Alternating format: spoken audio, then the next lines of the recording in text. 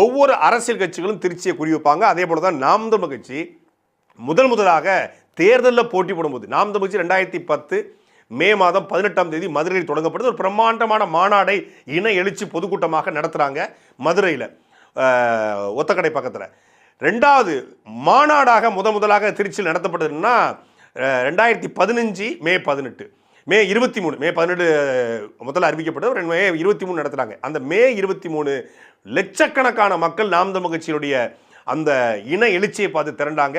அன்றுதான் நாம் தமிழர் கட்சி தேர்தல் அரசியலில் 2016 நாம் தனித்து போட்டி போட போகிறோம் என்பதை சீமான் அவர்கள் அறிவித்தாங்க. அப்போ ஒவ்வொரு மாநாடுகளுமே ஒரு முடிவை அறிவிக்கிற, ஒரு முக்கியமான முடிவை எடுக்கிற மாநாடாக அமைந்திருக்கிறது. அப்படித்தான் நாம் தமிழர் கட்சி தேர்தல் அரசியலில் போட்டி போட போகிறோம் அப்படிங்கிற முடிவை 2015 திருச்சி நடைபெற்ற அந்த மாநாட்டில் அறிவித்தாங்க. அதுக்கு பிறகு 11 ஆண்டுகளாக நாம் தமிழர் கட்சி மாநாடுகள் நடத்தலை.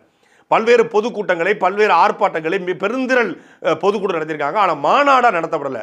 2015க்கு பிறகு நாம் தமிழர் கட்சி நடத்துகிற மிகப்பெரிய மாநாடு இப்போ திருச்சி திண்டுக்கல் தேசிய நெடுஞ்சாலையில் ஆலம்பட்டி புதூர் அப்படிங்கிற இடத்துல நாம் தமிழர் கட்சி போன முறை நடத்தின அந்த திடல் வந்து ஒரு அதிகபட்சம் 20 ஏக்கர் இருக்கும், அவ்வளோதான். அதில் ஒரு 15 ஏக்கர் தான் நாம் தமிழர் கட்சி மாநாட்டுக்கான இடத்தை எடுத்தாங்க. ஆனால் இந்த முறை மொத்த திடலுடைய அமைப்பு 154 ஏக்கர். இதில் 84 ஏக்கர் மட்டும் மாநாட்டு திடல், மீதி உள்ளது ஒரு பக்கம் கார் பார்க்கிங், அப்புறம் இன்னொரு பக்கம் வந்து ஒரு 54 ஏக்கர் கார் பார்க்கிங், வாகனம் நிறுத்தத்துக்காக நாம் தமிழர் கட்சி ஏற்பட்டு. இவ்வளோ பெரிய திடலில் 84 ஏக்கரில் கிட்டத்தட்ட ஒரு 5 லட்சம் பேர் உட்கார்ற அளவுக்கான ஒரு மாநாட்டை இதுவரைக்கும் திருச்சியில் லட்சம் பேர் கூட்டியிருக்காங்க, கோடி பேர் கூட்டியிருக்காங்கன்னு எல்லாரும் சொல்லுவாங்க. ஆனால் உண்மையிலே விசாரித்து பார்த்தா கான்ட்ராக்ட் எடுக்கிறவங்க கிட்ட, இந்த சேர் போடுறவங்க கேட்டால் எவ்வளோ போட்டாங்கன்னு கேட்டால் தெரிஞ்சிடும். 10,000 சேரை போட்டுட்டு 10 லட்சம் பேர் போட்டுன்னு சொல்லுவாங்க. கடைசியாக மதுரையில் தாவேக்கா நடத்திய மாநாட்டில் 30,000 சேர் தான் போட்டிருக்காங்க. நான் சேர் போட்டவற்றே பேசிட்டேன்.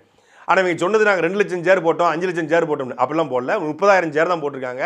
அதிகபட்சம் 1 லட்சம் பேர் திரண்டிருக்கலாம் அப்படின்னு. அந்த 1 லட்சம் பேர் திரண்டதே பிரம்மாண்டமாக ட்ரோனில் காட்டி 10 லட்சம் பேர் திரண்டாங்கன்னு இவங்க காட்டினாங்க. ஆனால் உண்மை என்னென்னா 1 லட்சம் பேர் கூட திரண்டுக்கலாம்.